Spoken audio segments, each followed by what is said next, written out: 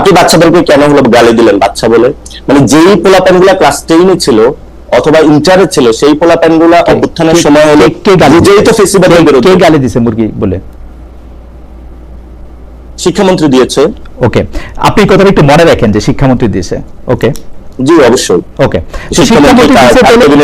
শিক্ষামন্ত্রী তো যার ক্যাবিনেটে আছে তাকে আপনি এইচএসসি পাস বলে কি এই গালিটা জবাব দেওয়া হলো? না, এই গালিটা মানে শিক্ষার্থীদেরকে যখন কথাটা বলা, আমি কিন্তু ওনাকে গালি দিতে যাই নাই। যে হলো এইচএসসি পাস, ওনার যদি বোধ সম্পন্ন থাকতো তাহলে উনি ওই বিষয়টা হলো রিয়ালাইজ। না, এটা শুধু পাশের কি সম্পর্ক? এটা শুধু পাশের কি সম্পর্ক? এটার পাশের সম্পর্কটা এটাই আছে যদি আপনি ঢাকা ইউনিভার্সিটি থেকে পাস করে মাস্টার্স করে আসছেন, যারা এইচএসসি পাস আপনি দেখেন একইভাবে বেগম জিয়াকে বলা হইতো সে সময় নন ম্যাট্রিক, 8 ফেল, 8 পাস, একই সংস্কৃতি না এটা? না, এটা একই সংস্কৃতি না। ওই সময় দেখা হয়েছে আপনি তো 8 পাস, আপনি কি করেন না? আপনি যখন আমাদের বাচ্চাদেরকে গালি দিবেন অথবা এইচএসসি পাস, আপনি কি বুঝবেন? না না, আমি তাকে এটা বলি না যে আপনি এইচএসসি পাস হলো আপনি, আমি গালি দিতে চাই না তাকে, আমি তাকে রিলেট করার চেষ্টা করেছি। না না, আপনি বলছেন তার বুঝ নাই কারণ সে এইচএসসি পাস। হ্যাঁ, বুঝ নাই, এটা কি আপনি মনে করেন প্রধানমন্ত্রী বুঝ আছে? নাই তো। যদি বুঝ থাকতো, বাংলাদেশে মাস্টার্স পাস প্রধানমন্ত্রী আমরা দেখছি, পিএইচডি পাওয়া, নোবেল পাওয়া সরকার প্রধান আমরা দেখছি। বুঝ নিয়ে সবার বুঝ নিয়ে প্রশ্ন করা যায়, সাথে সাথে পাশের কোনো সম্পর্ক নাই। পাস করার নিয়ে পিএইচডি পাস করার পর রাষ্ট্র ডক্টর ইউনূসকে দেখছি। ডক্টর ইউনূস তো ওই সময় শিক্ষার গুরুত্ব দিয়েছিল অনেক কিছু। না, আমি শিক্ষার গুরুত্বের কথা বলতেছি না, কিন্তু আমি শিক্ষার গুরুত্বের কথা বলতেছি না, আমি বলছি পাস ছাড়াও অনেক প্রশ্ন করা যায়, আপনি নিজেও অনেক প্রশ্ন করতে পারবেন ডক্টর মোহাম্মদ ইউনূসের নিয়ে। জি, তো সেইটা পাশের সাথে নাই তো, কিন্তু আপনি এটা বলছেন। হাউএভার আপনি আরেকটা কথা বলছেন যেটা আমার খুব মানে একটু কানে লাগছে। আপনি বলছেন যে প্রধানমন্ত্রীর ওয়াইফের কি কোনো কনস্টিটিউশনাল পজিশন আছে, বা তার কোনো মেয়ের ওর মানে গভর্নমেন্টের প্রোগ্রামে, গভর্নমেন্টের টাকা দিয়ে রাষ্ট্রের প্রোগ্রামে উনাকে বা উনার মেয়েকেও নিয়ে আসা হচ্ছে? এটা তো সারা পৃথিবীর নর্মস ভাই। বাংলাদেশে যাদের আমি মাত্র 3টা দেশের উদাহরণ দিই, উদাহরণ দিই। কানাডার প্রধানমন্ত্রীর ওয়াইফের কোনো কনস্টিটিউশনাল পজিশন নাই, ব্রিটেনের প্রধানমন্ত্রীর বউয়ের কোন রকম কনস্টিটিউশনাল পজিশন নাই অথবা জামাইয়ের, এবং জাপানের প্রধানমন্ত্রীর বউয়ের বা জামাইয়ের কোনো কনস্টিটিউশনাল পজিশন নাই, কিন্তু তারা অনেক সময় ভলান্টারিলি রাষ্ট্রীয় কার্যে অংশগ্রহণ করেন। জুবাইদা রহমান বা জাইমা রহমানকে এই কথা বলার কি যুক্তি আসলে? আমি এই কথাটা বলেছিলাম যে সাধারণত অন্য দেশের হলো একটা হলো কনস্টিটিউশনাল জায়গা থেকে ফার্স্ট লেডি, না শুধু প্রেসিডেন্সিয়াল শাসনের ক্ষেত্রে, আর কোথাও ফার্স্ট লেডি থাকে? প্রেসিডেন্সিয়াল শুধু প্রেসিডেন্ট, কিন্তু অথবা রাষ্ট্রীয় কোন জায়গায় অনেকে কনস্টিটিউশনাল পদে তাদেরকে নিয়ে আসে। অথবা আমি কানাডা, ব্রিটেন এবং জাপানের উদাহরণ দিলাম, তাদের কেউ কনস্টিটিউশনাল পোস্টে নাই, ইউরোপের কোথাও নাই। আমি জার্মানিতে ছিলাম, চ্যান্সেলর বইয়েরও নাই। সেখানে ম্যাকটার্নের ওয়াইফ কোন রাষ্ট্রীয় ইনস্টিটিউশনে গিয়েছে আমাকে একটু দেখাবেন। রাষ্ট্রীয় ইনস্টিটিউশন অনেক কিছু তিনি বলেন করেননি। আপনি টনি ব্লেয়ার বলে ব্রিটেনের একজন, টনি ব্লেয়ার বলে ব্রিটেনের একজন প্রধানমন্ত্রী ছিলেন, তার স্ত্রীকে আপনি চেনেন? তার স্ত্রীর নামটা মনে আছে? চিনি, পরবর্তীতে সবকিছু হয়েছে। কিন্তু এখন যেই আমি কোয়েশ্চেনটা তুলেছিলাম যেহেতু বাংলাদেশে ফার্স্ট লেডি নাই, 2 নম্বরের জিনিস হলো বারাক ওবামার যে মিশেল ওবামা, উনিও কিন্তু রাষ্ট্রীয় অনেক কাজে বা বাহিরে অংশগ্রহণ করতেন, একটা ফাউন্ডেশনের নাম দিয়ে বা কোনো কাজে। পৃথিবীর অনেক দেশে কাজটা হয়ে থাকে, ইন্দোনেশিয়া, মালয়েশিয়া, অনেক জায়গায় হয়ে থাকে। আমি বলেছিলাম যখন আপনি রাষ্ট্রীয় একটা মন্ত্রণালয়ের জনগণের ট্যাক্সের টাকা খরচ করছেন এবং ওই মন্ত্রণালয়ের মাধ্যমে আপনি প্রমোশন কাজ চালাচ্ছেন, আপনি ভলান্টারি কাজে অংশগ্রহণ করেন। সো আপনি একজন ডাক্তার, আমাদের হেলথ সেক্টর ধ্বংস হয়ে গেছে, আপনি সেখানে গিয়ে কাজ করেন, নো প্রবলেম। আমি যখন গিয়ে দেখি ঢাকা মেডিকেলে ওয়াশরুমে হলো গন্ধ আসতেছে, তো আপনি সেই ওয়াশরুমে যান, আপনি তো সেখানে যাচ্ছেন না। আপনি যখন একজনের ইন্টেনশনটা বুঝবেন, আপনি দেখেছেন জাইমা রহমানের যখন কথাটা এসেছে, অনেকে বলেছে গালি দিয়েছি, আপনি আজকে এখানে টকশোতে একটু প্রমাণ করে যাবেন আমি এই গালি দিয়েছিলাম বা কি করেছিলাম। সেই জায়গাটা আমরা জুবাইদা রহমান এবং জাইমা রহমান অনঅফিশিয়াল জায়গাগুলিতে গেলে আপনার কি সমস্যা, নাকি আপনি যেভাবে বলে দিবেন সেভাবে যাইতে হবে? না না, কোনো সমস্যা নাই, কোথাও যদি যায়। বাট আমাদের জায়গাটা হলো আপনি যান ঢাকা মেডিকেলের একটু ওয়াশরুমটা দেখেন, ঢাকা মেডিকেলের একটু সামনে যান, আপনি হলো সোহরাওয়ার্দী মেডিকেলের একটু যান, আপনি মুগদা মেডিকেলের একটু যান, আপনি পঙ্গু হসপিটালের একটু যান। মানে আপনার যে প্রফেশন, অর্থাৎ আপনি একজন ইকোনমিস্ট, আপনি গিয়ে হলে পারমাণবিক বোমা বানাচ্ছেন, বললেন যে আমি এটা সবচেয়ে করবো, আমার হলো এই ক্ষমতা আছে, এই পাওয়ার আছে, আপনার যে এক্সপার্টিস জায়গাটা আপনি ওখানে কাজ করেন, এটা তো নো প্রবলেম। কিন্তু আপনি রাষ্ট্রীয় একটা programme, you are sponsoring from the tax of the people, আপনি জনগণের টাকা দিয়ে যখন কাউকে এইভাবে উপরে উঠানোর চেষ্টা করবেন, সেটা হলো অবশ্যই আমাদের সেই জায়গা হলো কথা বলা উচিত। ফাইন, আমি আপনার এই কথা সাথে আমি আমার অনেকগুলি ব্যাপারে কথা বলবো, বাংলাদেশের আমি অনেকগুলি ব্যাপারে কথা বলবো তো। হ্যাঁ, আপনি যদি বলেন ডাক্তার জুবাইদার রহমান, দেখেন ওনাকে বাংলাদেশের সবাই শ্রদ্ধা করে, এটা তো কোনো ডাউট নাই, কিন্তু ডাক্তার জুবাইদার রহমানের বাংলাদেশের রাষ্ট্রীয় কোনো পদবি আছে নাকি নাই? বাংলাদেশের, আমি আপনাকে বললাম তো, ইউরোপের অনেকগুলি দেশে যেখানে প্রাইম মিনিস্টার, আমি আপনাকে যে নাই থাকে না তো, প্রধানমন্ত্রী স্ত্রী পোস্ট থাকে না তো। না, আপনি এবং আপনার জুবাইদা রহমান একজন বাংলাদেশের সিটিজেন বা নাগরিক, আপনি একজন নাগরিক, এই তো নাকি? না, পার্থক্য আছে। যিনি অফিস হোল্ড করেন অর্থাৎ রাষ্ট্রের প্রধানের দায়িত্ব থাকেন, সরকার প্রধানের দায়িত্ব থাকেন, তাকে এরকম অনেক দায়িত্ব পালন করতে। আচ্ছা, হাওয়েভার আমি আপনাকে বলছি, আপনার কথা শুনতে আমার খুবই ভালো লাগে। এটা আপনার না, আমার কেন, সারা পৃথিবীতে নর্মস রে ভাই। আপনি এটা ব্রিটেনের জন্য নর্মস, কানাডার জন্য নর্মস, জাপানের জন্য নর্মস, পৃথিবীর যেসব দেশে প্রধানমন্ত্রী শাসিত সরকার আছে এটা অলমোস্ট সব দেশের জন্য নর্মস। আমি গেটে দেখতে ভাই, আপনি বাসায় গিয়ে চেক করে বাংলাদেশের, আমি চেক করে কথা বলেছি। বাংলাদেশের ক্ষেত্রে কি হয়, ধরেন প্রধানমন্ত্রীর লাইন আপটা পরবর্তীতে ঠিক করা হয়, অর্থাৎ অমুক ফ্যামিলির কে পরবর্তীতে প্রধানমন্ত্রী হবে, এরপরে কি হবে। তো যেই সরকারি 5 বছর সরকারে থাকে, দেখা গেছে উনি হলো এটার মধ্যে হলো স্পন্সরিং করার চেষ্টা করা হয়। আমি আপনার কথা জায়গাটা, এই সংস্কৃতিটা বাংলাদেশে বাদ দেওয়া উচিত। আমি জানতে পারি সিটিজেন, কিন্তু প্রায়োরিটি বেসিসে না ঢাকা মেডিকেলে যাওয়া উচিত। আমি মনে করি যে আপনার বক্তব্যটায় আপনার এই পয়েন্ট তোলা, আপনার যুক্তি আমি পুরাটাই বুঝতে পারছি, কিন্তু একই রকম পয়েন্ট বা যুক্তি যাকে আপনি আমাদের সরকার বলতেছিলেন একই বক্তব্যে, অর্থাৎ অন্তর্বর্তীকালীন সরকার, সেই ডক্টর ইউনূস যখন তার মেয়েকে নিয়ে অন্তত বেশ কয়েকবার রাষ্ট্রীয় অনুষ্ঠানে গেলেন, বিদেশে গেলেন, জাতিসংঘে গেলেন, 11টা সফরের মধ্যে অর্ধেকের মধ্যে গেলেন, তখন আপনি এই প্রশ্ন তুলছিলেন যে who is she to accompany mister Yunus. যে প্রধানমন্ত্রী যদি কোথাও যেয়ে থাকে, প্রধানমন্ত্রীর সাথে যদি ওনার ফ্যামিলির সবাই গিয়ে থাকে, আমাদের কোনো আপত্তি নাই। সেকেন্ড হলো, আপনি যে কোশ্চেনটা তুলছেন, আপনার মনে হয় জানার কথা যে অনুষ্ঠান যখন বাংলাদেশে এসেছিলেন, উনি অপারেশন থিয়েটার থেকে এসেছিলেন এবং উনি খুবই অসুস্থ, কিন্তু ওনার সাথে কোম্পানি দেওয়ার মতন কে আছে ফ্যামিলির, বলেন? উনি যখন একটা ফ্লাইট করতেছে, তো ওনার যে ট্যাবলেটটা ধরিয়ে দেওয়ার, এটা কে আছে একটু বলবেন আপনি? আপনি তো ওনার ফ্যামিলির সবকিছু সিচুয়েশন, আপনি তো কথাটা নিয়ে এসেছেন। তাহলে বিদেশে যাইতে সময় ওনার ফ্যামিলির কারো ওনার সঙ্গে থাকতে হতো, সেই জন্য উনি বিদেশে গেছেন। মানে আপনি তো জানেন উনি অসুস্থ, এবং ওনার সাথে খেয়াল করছেন বাংলাদেশের বিভিন্ন রাষ্ট্রীয় অনুষ্ঠানে, বাংলাদেশে বিভিন্ন রাষ্ট্রীয় অনুষ্ঠানে তার মেয়ে উপস্থিত ছিল, আপনি খেয়াল করেছেন কিনা? হ্যাঁ, কিন্তু হলো উনি এটা বলেন না, এরকম দেখেছেন যে সংস্কৃতি মন্ত্রণালয়ের কোথাও একটা প্রোগ্রাম হচ্ছে, ডিরেক্টলি সেখানে গিয়ে হলো ওনার মেয়েকে পাঠাচ্ছে, যাও তোমাকে হলো রাষ্ট্রীয় প্রটোকলে সবকিছু স্পন্সর করে জনগণের কোটায় আমি তো চলে যাচ্ছি, পরবর্তীতে তোমাকে আমার মনে হয় আমি আমার জায়গাটা ক্লিয়ার করতে পেরেছি। যান, নো প্রবলেম, আপনি যান, নো প্রবলেম, কিন্তু আপনি কিন্তু প্রথম একটা কাজ হলো, সেটা হলো মানে ওই ব্যক্তিটার জায়গার যাওয়াটা কোন জায়গায়। আপনি যদি একটা এক্সপার্টিস হন, তাহলে আপনি সেখানে হেল্প করেন, আমাদের বাংলাদেশে অনেক উপকার হবে। ঠিক আছে ভাই, আপনি ওইখানে করলেন না, আপনি অন্য জায়গায় করলেন, কিন্তু করার পর হলো দেখা যাচ্ছে প্রধানমন্ত্রী নয়, কেউ নয়, উনি হলো চিফ গেস্ট এবং একটা রাষ্ট্র অতিথি প্রোগ্রাম, তারপরে হলো ওইখানে হলো স্পন্সরিং করা হচ্ছে জনগণের টাকায়। সো এই জায়গায় এই সংস্কৃতিটা আসলে পরিবর্তন করা উচিত। If you become the prime minister, আপনি মনে হয় এটা করবেন না, এই ধরনের পরিবারতন্ত্রের একের পর এক লিগেসি টানবেন না। যদি মানুষ ভোট দেয় তখন হবে, সেটা দেখা যাবে তখন। আচ্ছা, আরেকটা বিষয় আপনার একটু দৃষ্টি আকর্ষণ করি আমি। আপনি বর্তমান সেনাপ্রধান জনাব ওয়াকার সাহেবের কথা, মানে আপনার ভাষায় বলি, ওয়াকার সাহেব একটা কথা বলছিলেন যে তিনি সোশ্যাল ভ্যালুজে বিশ্বাস করেন এবং তিনি বলেছিলেন যে তিনি চাঁদাবাজির পক্ষে না।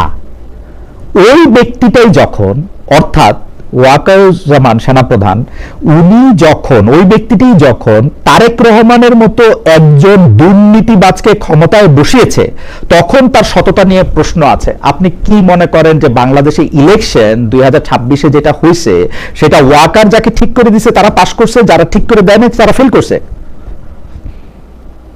হ্যাঁ, সেটা তো আমি সরাসরি কোশ্চেন তুলেছিলাম যে আমি নিজেও তো ইলেকশন করেছিলাম, আমি সেখানে ছিলাম, যে আমার যখন 8টার দিকে রেজাল্টটা অফ হয়ে গিয়েছিল, সেই অফিসে জিজিএফআই থেকে যে রাষ্ট্রীয় যে সংস্থাগুলো সেগুলো বসেছিল, মির্জা আব্বাসের ওয়াইফও সেখানে ছিলেন, এবং বিভিন্ন জায়গায় স্টেট লেভেলে বিভিন্ন ইন্টারনাল ওয়েতে সেই কাজগুলো আমরা পাচ্ছিলাম যে কোথায় কি হচ্ছিল, এবং আমি তো এটা প্রত্যক্ষ সাক্ষী ছিলাম। তো তাহলে আপনি বলবেন রেজাল্ট ঘোষণার সময় সেখানে ডিজিএফআই এর কাজ কি, আর যে গোয়েন্দা সংস্থাগুলো সেখানে কাজ কি? আপনার ওয়াকার সাহেব তারেক রহমানকে চুজ করেছেন এবং ক্ষমতায় বসিয়েছেন, দুর্নীতিবাজ তারেক রহমান। আপনি এটা স্বীকার করেন বা না করেন, বাংলাদেশে হলো যখন 5 তারিখে মানে আগামীকালকে 2024-এর যে ডেটটা ছিল, সেই 24-এ কিন্তু সকল রাজনৈতিক দলকে ক্যান্টনমেন্টে ডাকা হয়েছে। 2026-এর ইলেকশনের কথায় আসি, 2026-এর ইলেকশনটা বলেছিলাম সেই ফ্রি এন্ড ফেয়ার হয় না, ফ্রি এন্ড ফেয়ার হয় না। ওয়াকার সাহেব যাকে চাইছে নিতে হবে, ওয়াকার সাহেব যাকে চাইছে, একটু ধৈর্য রাখুন, তাহলে আমি তো 30 সেকেন্ডে উত্তরটা দিতে সময় দিবেন আমাকে। না না, আমি ধৈর্য রাখতেছি, আপনি কথাটার মধ্যে বলুন, মানে আপনাকে কথাটা বলতে হলে 5 আগস্ট 24-এ যাইতে হবে না, 24-এর জন্য যাচ্ছি যে ক্যান্টনমেন্টে তো সকল রাজনৈতিক দলকে নেওয়া আছে। ইলেকশনটা কিভাবে এসেছে সেটা তো আপনাকে লক্ষ্য রাখতে হবে, এবং ইলেকশনের সময় হলো পুরো বাংলাদেশের মিলিটারি সিস্টেম তো মাঠে অ্যাক্টিভ ছিল নাকি ছিল না? হ্যাঁ, মাঠে অ্যাক্টিভ বলেন, মাঠে অ্যাক্টিভ ছিল। তো সেখানে তো ইন্টারফারেন্সের অবশ্যই আর্মি জেনারেলের ছিল। আমার প্রশ্নটা কি আপনি 5 তারিখে আমার প্রশ্নের উত্তর কি আপনি দিলেন? আপনি কি মনে করেন যদি প্রশ্ন আপনি আমাকে প্রশ্ন করেন, আপনার যদি অনুষ্ঠান হয় ইয়েস নো, তাহলে আপনি আমাকে ইয়েস নো না, ইয়েস নো না, ইয়েস নো না, আপনি বিস্তারিত বলেন, এরপরে আপনি অবৈধ অনুমতি দিলে আমি বলবো আপনাকে। আমি প্রশ্নটা আবার করি। আমার অনুমতি নেওয়া লাগবে না, আমার অনুমতি কারোই নেওয়া লাগে না, আমার কারোই অনুমতি নেওয়া লাগে না। অনুমতি নেওয়াটা হচ্ছে আমার কথার মানে এটা একটা প্লিজের বঙ্গানুবাদ। আমি জিনিসটা বলি। আচ্ছা, ওয়াকারুজ্জামান 2026-এর ইলেকশনে যাকে চেয়েছেন তাকে ক্ষমতায় বসিয়েছেন, এবং সেটি দুর্নীতিবাজ তারেক রহমানের ক্ষেত্রে এটা উনি করেছেন, যার কারণে ওয়াকারুজ্জামান আপনার কাছে, আমি গালি বলবো না, আপনার বাকস্বাধীনতা তাকে বলেছেন যে যখন মানুষের বয়স হয়, শেষ বয়সে মানুষকে ভূতে ধরে, you are so confident about it, ভূতে ধরলে কেউ দাঁড়িয়ে রাখতে শুরু করে, এবং হি ডিড ইট, যে ওয়াকারুজ্জামানই চেয়েছেন তারেক সাহেবকে ক্ষমতায় বসাইতে। আপনি এইটার ব্যাপারটা একটু বলেন। এটা আমার প্রশ্নটা একটু ইলাবোরেট করে আপনি যখন একটু সময় দিলেনি, এটা আপনি বিশ্বাস করেন কিনা, এবং আপনার যে দল এনসিপি, আপনার যে জোট জামায়াতে ইসলামী, তারাও বিশ্বাস করেন কিনা, এবং আপনি প্রথমত যে বক্তব্যটা বলেছেন আপনি কাট বক্তব্যটা দেখেছিলেন। আমি যদি ফুল যে বক্তব্যটা সেটা আপনি অ্যালাউ করলে তাহলে আমিও বলবো, কিন্তু আপনার যে কোশ্চেনের উত্তরটা, আমরা মনে করি যে এখানে বহিঃশক্তি, আওয়ামী লীগ এবং এখানে মিলিটারির বিভিন্ন অফিসারের সাথে একটা ন্যাকজাস তৈরি হয়েছিল, ফলত ওই ন্যাকজাস থেকে এই ধরনের একটা ইলেকশন ইঞ্জিনিয়ারিং হয়েছে।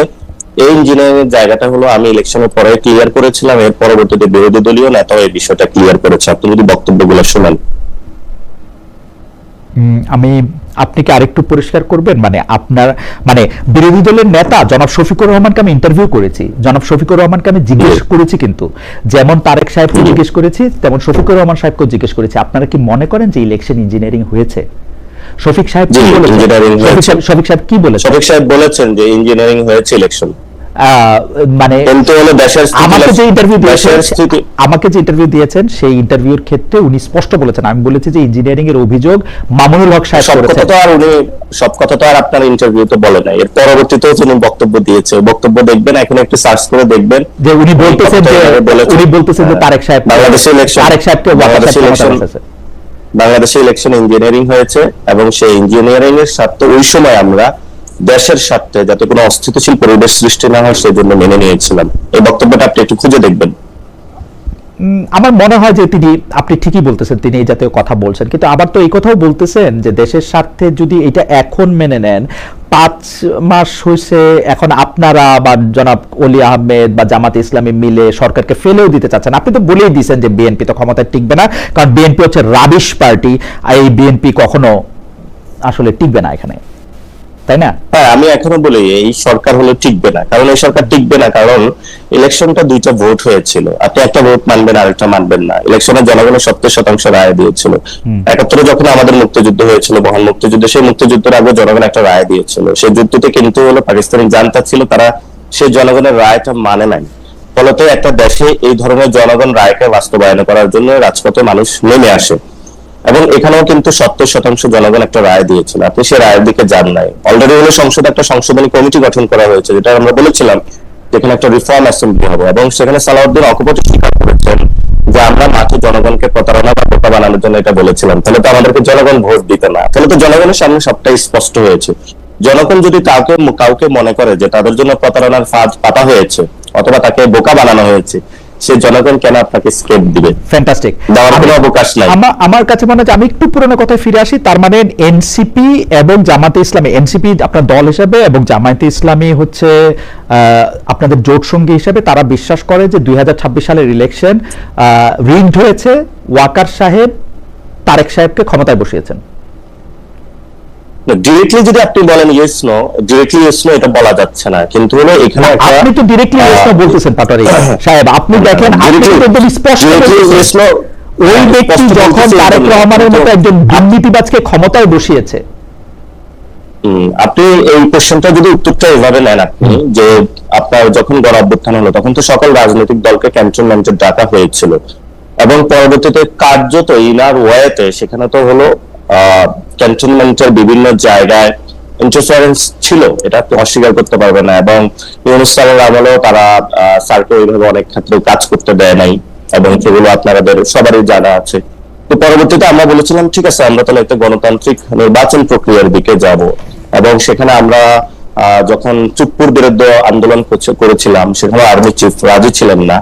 তো এখানে তো মানে একটা স্টেটের কয়েকটা স্টেক হোল্ডার থাকে, এখন আপনি তো সেখানে আমাদের ডিপি স্টেটের জায়গা থেকে ওনাদেরকে হলো বাদ দিতে পারবেন না। যদি বাদ দিতে পারেন তাহলে তা আজকে পর্যন্ত আয়না বা গুমের সেই জায়গাটা আমরা এখনো নিশ্চিত করতে পারি না যে গুমের বিচার অথবা এই আইনটাতে নতুন করে প্রণয়ন হবে, অথবা যাদেরকে হলো বিচারের আওতা নেওয়া হলো তাদেরকে এসিতে গাড়িতে করে নেওয়া হচ্ছে এবং সেখানে আলাদা জায়গায় তাদেরকে রাখা হচ্ছে। তো এটা তো স্পষ্ট হচ্ছে যে কোথায় কোথায় তাদের একটা ডিপি স্টেটের পার্ট কি ডক্টর মোহাম্মদ ইউনূস ছিলেন? ডিপি স্টেটের পার্ট ডক্টর ইউনূস আছেন নাকি নাই সেটা তো আপনি ডিপি স্টেট ভালো করে বুঝেন, তো সেই জায়গাটা আমি ব্যাখ্যা দিতে পারবো না বা উত্তর দিতে পারবো না। আমি প্রশ্ন করছি যে আপনি কয়েকটা লক্ষণের কথা বললেন, আর আমার চোখে লক্ষণ কি? আমার চোখে লক্ষণ হচ্ছে ডক্টর মোহাম্মদ ইউনূস, যাকে প্রত্যেকে জানি আইনা নিরাপত্তা উপদেষ্টা নিয়োগ দিচ্ছেন, সেই নিরাপত্তা উপদেষ্টা বিএনপির পররাষ্ট্রমন্ত্রী হয়েছে। কোথা থেকে আইনা না, বিএনপি পাঠাইছে। বিএনপি পাঠাইছে। তো আর ডক্টর মোহাম্মদ ইউনূস এটা পাঠালে কি হবে? ডক্টর মোহাম্মদ ইউনূস হজম করছে তাকে, উনি বুঝেন না। ডক্টর ইউনূস তো শুধু এটা হজম করে না, অনেকেও হজম করছে, সবাইকে নিয়ে চলতে হজমই করে গেছে। উনি উনার অ্যাটর্নি জেনারেল এখানে আইনমন্ত্রী হয়েছে, উনার প্রেসিডেন্টকেই প্রেসিডেন্ট রেখা দেওয়া হয়েছে, উনার কারণেই এই আপনারা যাকে অসম্মান করে রাষ্ট্রপতির কথা যে বলে, উনার কারণেই রাষ্ট্রপতির কাছে শপথ দেওয়া হয়েছে। কারণ উনি কাকে অসম্মান করা হয়েছে? সম্মান অসম্মান আমি উজ্জ্বল করলাম যে ধরেন সাবেক রাষ্ট্রপতিকে নিয়ে আপনারা বলেন যে উনি আওয়ামী লীগের রাষ্ট্রপতি ছিলেন, কিন্তু ডক্টর মোহাম্মদ ইউনূসই ওই রাষ্ট্রপতির কাছে আপনাদের শপথ নিতে বাধ্য করছে, তাই না? না, ডক্টর ইউনূস বাধ্য করে নাই, ডক্টর মোহাম্মদ ইউনূস ওনার কাছে শপথ নিতে চাইছেন। সাবেক ছাত্রলীগ ক্যাডার যেই চুপ্পু সাহেব, ওনাকে সাহেবে বলি যেহেতু উনি একটা বড় মাপের ক্যাডার, তো উনি ওই সময় হেড অফ দ্য স্টেট তো রাষ্ট্রপতি ছিল।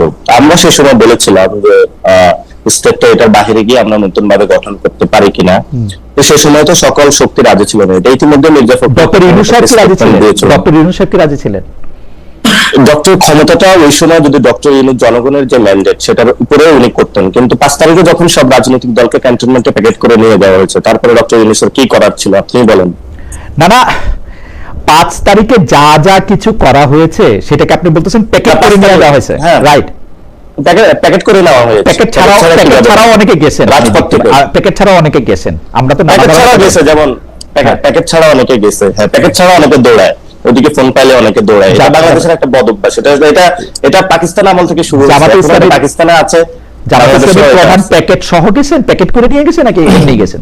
আপনি কেন জামাতে ইসলামী স্পেসিফিক বলতেছেন? আপনি কেন স্পেসিফিক? জামাতে ইসলামের নামটা ওয়াকারুজ্জামান, আমি বলি জামাতে ইসলামের নামটা ওয়াকারুজ্জামান সবার আগে বলছেন, সেজন্য আমি জামাতে ইসলামী বলবো, তারপরে বিএনপি বলবো, তারপর জাতীয় পার্টি বলবো। আপনাদের তখনও কোনো পার্টি হয় নাই, আপনাদের মধ্যে থেকে কি প্যাকেট হয়ে গেছে, প্যাকেট ছাড়া গেছে সেটাও বলেন, একবারে সবগুলি বলে দিলাম। আমাদের থেকে কেউ প্যাকেট হয়ে যায় নাই, আমরা রাজপথে ছিলাম। ওকে, আর জামাতে ইসলামী, বিএনপি, জাতীয় পার্টি? আমি তো কোনো রাজনৈতিক দল স্পেসিফিক করি না, আমি তো সব রাজনৈতিক দলে গিয়েছিল সেখানে। না, আপনি বলছেন কেউ প্যাকেট যদি রাজনৈতিক- কেউ প্যাকেট ছাড়া গেছে, আপনি মানে কেউ আমি বলছি স্বেচ্ছায় প্যাকেট গেছে, করে নেওয়া হয়েছে কেউ সবাইকে। স্বেচ্ছায় মানে- গেছে, কেউ নিজের ইচ্ছা গেছে, কে গেছে নিজের ইচ্ছা? সবাইকে প্যাকেট করে নেওয়া হয়েছিল। কেউ কেউ কেউ ক্যান্টনমেন্টে নিজের ইচ্ছা যায়, কার ভালো লাগে, যারা রাজনীতি করে পাবলিক আইতে, তারা তো কেউ আসলে ক্যান্টনমেন্টে যাইতে চায় না। এবং আমরা তো এটা বিশ্বাস করি যে ক্যান্টনমেন্টে হলো রাজনীতিকে ম্যাডলিং করা উচিত না, এবং যেটা বাংলাদেশে বরাবরই হচ্ছে, এটা কেউ অস্বীকার করার জো নাই যে হচ্ছে।